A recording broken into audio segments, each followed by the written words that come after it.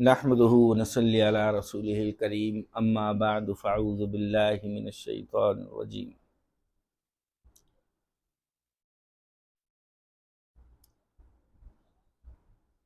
حضور صلی اللہ علیہ وسلم کے دور میں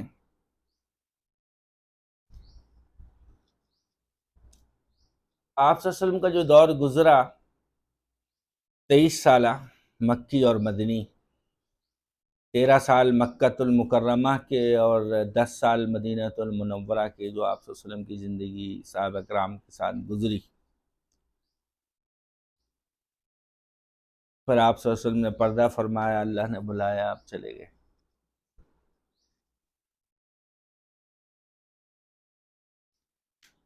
پھر ابو بکر صدیق رضی اللہ تعالیٰ عنہ، میں آج یہ بتاؤں آپ کو، اپنا عنوان بتا دیتا ہوں میں پہلے آپ کو، تاکہ آپ کو بات سمجھ میں آئے کہ بات کس موضوع پہ ہم کر رہے ہیں، عنوان کیا ہے۔ اب جو ویڈیو دیکھتا ہے تو وہ تو عنوان دیکھ کے ہی ویڈیو کھولتا ہے، وہ عنوان دیکھ لیتا ہے، اس کے مطلب کا ہے تو ٹھیک ہے، نہیں ہے تو چھوڑ دیتا ہے۔ تو آپ کو بھی پتہ ہونا چاہیے کہ بات کس موضوع پہ ہو رہی ہے۔ آج کا جو عنوان ہے وہ ہے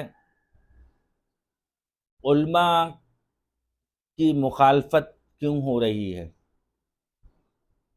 علماء کے خلاف اتنی بد زبانی کیوں ہو رہی ہے، لوگوں کو علماء کے خلاف کان کیوں بھرے جا رہے ہیں، علماء حق کے خلاف، جو علماء دین کا کام کر رہے ہیں سچی نیت سے، ان کے خلاف ایک محاذ بنا کر علماء کے خلاف محاذ جو بنایا جا رہا ہے وہ کیوں بنایا جا رہا ہے؟ دائرہ اسلام سے دور کرنے کے لیے۔ تو اس کی بنیاد کب، کہاں، کیسے پڑی، یہ بتا رہا ہوں آپ کو، اور صحیح اور غلط علماء کی پہچان، اور علماء کا احسان اس امت کے اوپر، آپ صلی اللہ علیہ وسلم اور صحابہ، تابعین، تبع تابعین کے بعد کے جو علماء ہیں، ان کا جو احسان ہے اس امت پر، اور آنے والے نئے نئے فرقے، پرانے فرقے امت کے علماء کے خلاف باتیں کیوں کرتے ہیں۔ تو یہ آج کا عنوان ہے، ٹھیک ہے۔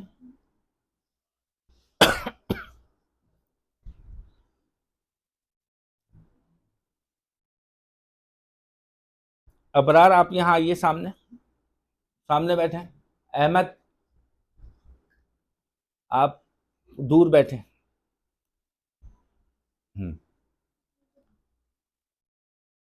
تو میں یہاں سے شروع کیا، میں نے کہ آپ صلی اللہ علیہ وسلم کے دنیا سے جانے کے بعد ابو بکر صدیق رضی اللہ تعالیٰ عنہ خلیفۃ المسلمین بنے، صحابہ کرام کے مشورے سے، تمام صحابہ کے کنسنسس سے، اجماع سے، اتفاق سے۔ پھر حضرت ابو بکر صدیق 2.5 سال آپ کا دور حکومت رہا، اور اس کے بعد حضرت عمر رضی اللہ تعالیٰ عنہ کو حضرت ابو بکر صدیق نے ہی اپنی زندگی میں مقرر کر دیا تھا، منتخب کر لیا تھا اور نومینیٹ کر لیا تھا صحابہ سے مشورہ کر کے۔ تو حضرت عمر کا پھر تقریباً 11 سال کا دور۔ پھر حضرت عثمان غنی رضی اللہ تعالیٰ عنہ آئے، پھر حضرت علی رضی اللہ تعالیٰ عنہ کا دور، خلفائے راشدین کا دور مکمل ہو گیا۔ اس میں 6 مہینے حضرت حسن کے بھی ملا لیں۔ اس کے بعد فتنے شروع ہوئے، چونکہ اسلام کا پہلا فرقہ بن گیا۔ ان ادوار میں حضرت ابو بکر صدیق کے فوراً بعد انہوں نے اپنا سر اٹھانا شروع کیا۔ سر تو اٹھایا انہوں نے حضرت ابو بکر صدیق رضی اللہ تعالیٰ عنہ کے دور میں بھی، جو جنگ یرموک ہوئی اور 70 قرآن کے قاری اس میں شہید ہوئے، وہ خارجیوں کا فتنہ تھا۔ خارجی، اسلام کا سب سے پہلا فرقہ جو اسلام سے نکلا، خارج ہوا، وہ تھا خارجی۔ خارجی اسی لیے کہتے ہیں کہ وہ اسلام سے خارج ہوئے، اور اس کا جو بانی تھا ابو الخویسرہ، وہ آپ صلی اللہ علیہ وسلم کے ہاتھ پہ ہی ایمان لایا تھا، یہاں تک کہ اس نے آپ صلی اللہ علیہ وسلم کے ساتھ جنگیں بھی لڑیں، لیکن تھا منافق، بہادر تھا، دلیر تھا، ذہین تھا، لیکن تھا منافق۔ تو وہ اپنا اندر اندر کام کرتا رہا، بصرہ چلا گیا، مصر چلا گیا، وہاں لوگوں کے کان بھرتا رہا اسلام کے خلاف۔ اور کس کے خلاف؟ حضرت ابو بکر صدیق کے خلاف، حضرت عمر کے دور میں حضرت عمر کے خلاف لوگ تیار کرتا رہا، مگر اس کو سر اٹھانے کا موقع نہیں ملا باقاعدہ کھلم کھلا۔ وہ سر اس نے اپنا نکالا حضرت عثمان غنی کے دور میں، اور یہ اسی کی تحریک تھی جو حضرت عثمان غنی شہید ہوئے، 40 دن قید رہ کے بھوکے پیاسے۔ تو پہلے فرقے کا بانی ابو القویس۔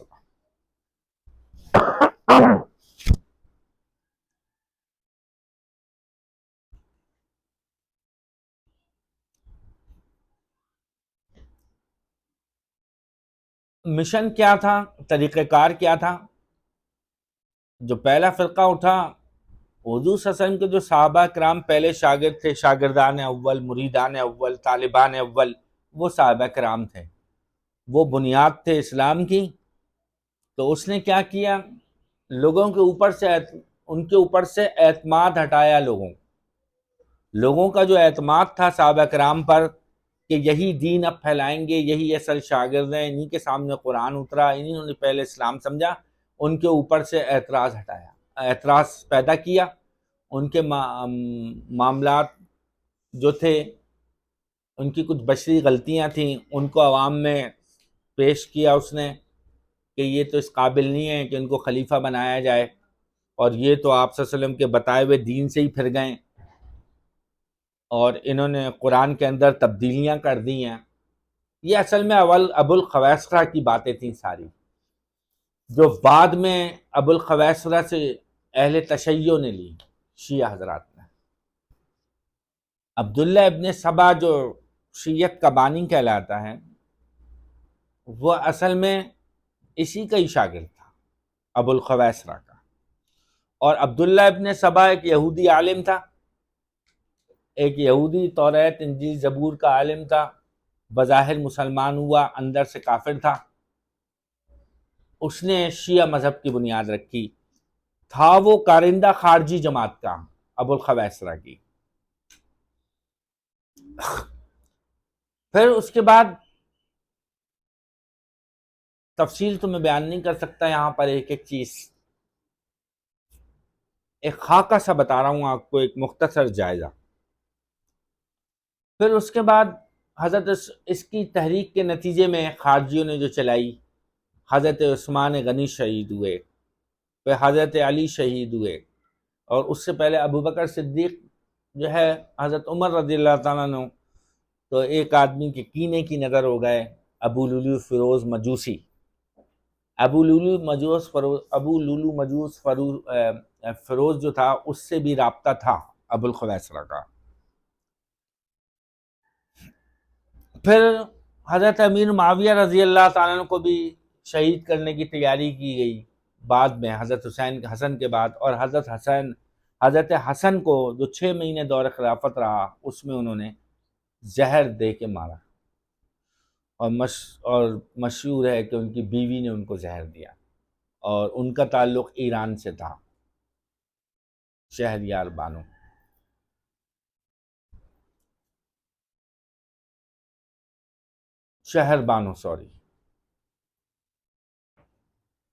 آصفہ اٹھو وہاں سے، ادھر بیٹھو۔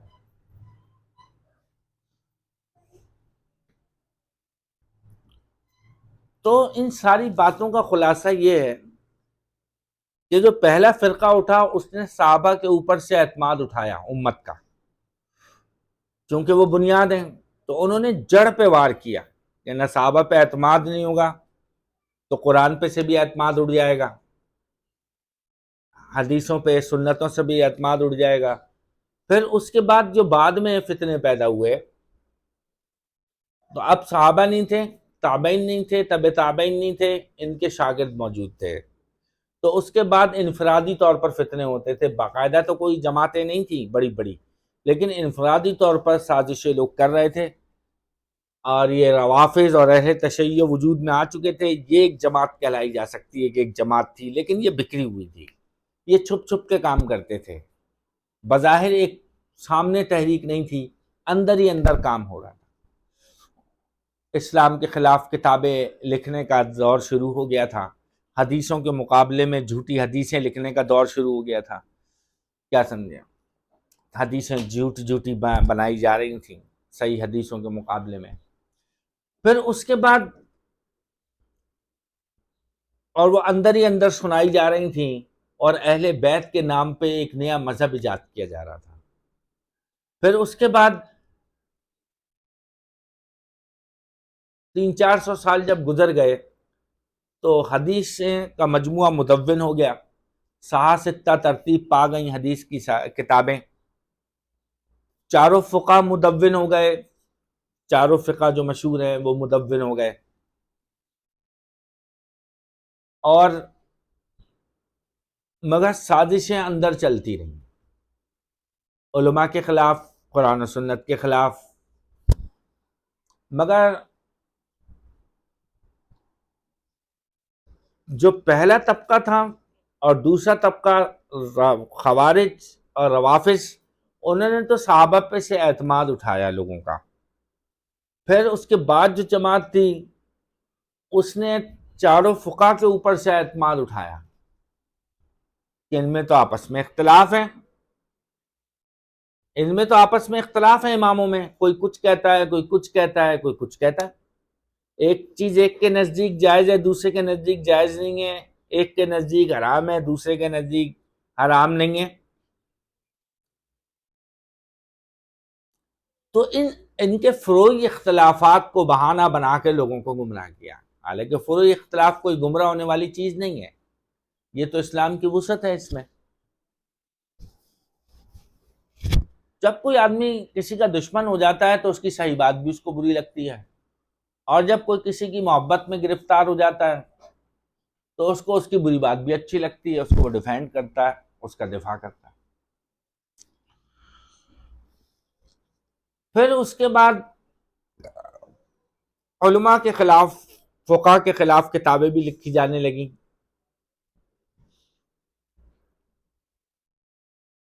اور چاروں ائمہ پہ بہت زبردست اعتراضات ہونے لگے، اور کئی کئی جلدوں کی کتابیں بھی آنے لگیں، اور وہ لکھنے والوں میں علامہ ابن تیمیہ، علامہ داؤد ظاہری، ایسے لوگ تھے، حالانکہ یہ بھی کوئی جاہل نہیں تھے، بڑے علم والے تھے، علامہ ابن حزم، علامہ ابن قیم، حالانکہ ان کی اپنی خود بہت سی خدمات ہیں، اس کا انکار نہیں ہے، لیکن یہ چاروں فقہا کا سے ان کو بہت شدید اختلاف تھا، اور بہت شدید تنقید کی انہوں نے چاروں فقہا پر، جو چاروں ائمہ، امام مالک، امام ابو حنیفہ، امام مالک، امام شافعی، امام احمد بن حنبل، اور انہوں نے ان کے مقابلے میں ایک آزاد مذہب ایجاد کیا جس کو مذہب ظاہریہ کہتے ہیں، کہ ہم براہ راست قرآن و حدیث پہ چلیں گے، ہمیں فقہ کی ضرورت نہیں ہے۔ میں ایک ہسٹوریکل بیک گراؤنڈ بیان کر رہا ہوں۔ پھر اس کے بعد باقاعدہ تو کوئی چاروں فقہ کے مقابلے میں کوئی جماعت زیادہ دیر کھڑی نہیں رہی، 150 سال 30 سال چلی بینڈ۔ پھر اس کے بعد آپ یہاں ہندوستان میں دین کا مرکز ایک بن گیا، دین کا کام ہندوستان مرکز بن گیا، عرب عیش و عشرت میں پڑ گئے، علماء جزوی طور پہ بہت تھے وہاں پہ، بڑے قابل لوگ، بڑے بزرگ تھے، چونکہ مکہ اور مدینہ میں تو مرکز ہمارا پہلے بھی تھا، اب بھی تھا، لیکن کچھ تصنیف و تالیف کا کام ہندوستان سے بہت زیادہ ہونے لگا، جس میں حضرت شیخ احمد سرہندی، مجدد الثانی، شیخ عبدالحق محدث دہلوی، شیخ ابو طاہر پٹنی، شیخ طاہر پٹنی، اور حضرت امام شاہ ولی اللہ رحمۃ اللہ علیہ کا پورا سلسلہ، انہوں نے برصغیر پاک و ہند میں بہت کام کیا، اور دنیا میں ہر امام کے مقلد موجود تھے، لیکن امام ابو حنیفہ رحمۃ اللہ علیہ کی مقلد، ان کی فقہ کی پیروی کرنے والوں کی تعداد بہت زیادہ تھی، اور آج بھی ہے۔ برصغیر پاک و ہند کے اندر بڑے بڑے فتنے جو اٹھے بعد میں، وہ ہمارے ہندوستان سے اٹھے۔ نبوت کے دعوے کیے لوگوں نے، مہندیت کے دعوے کیے، کسی نے کہا میں امام مہندی ہوں، کسی نے کہا میں نبی ہوں، کسی نے کہا میں حضرت عیسیٰ ہوں۔ تو اور جزوی طور پہ عرب سے بھی ہوئے دعوے، اور ایران سے بھی ہوئے، سوڈان سے بھی ہوئے۔ سوڈان کا محمد مہندی بہت مشہور ہے۔ اب ہندوستان میں یہ ہوا کہ ہندوستان کے اندر مغل بادشاہت گزری، اس سے اقتدار انگریزوں نے چھین لیا، اور اب انگریزوں نے دیکھا کہ اکثریت امام ابو حنیفہ کے ماننے والوں کی ہے، اور امام ابو حنیفہ کا ادب احترام ہے، اور علماء کی چلتی ہے، علماء کی مانی جاتی ہے، علماء کا اثر و رسوخ بہت زیادہ ہے۔ یہ پاکستان بھی تھا اس میں اس وقت شامل، ہندوستان، بنگلہ دیش۔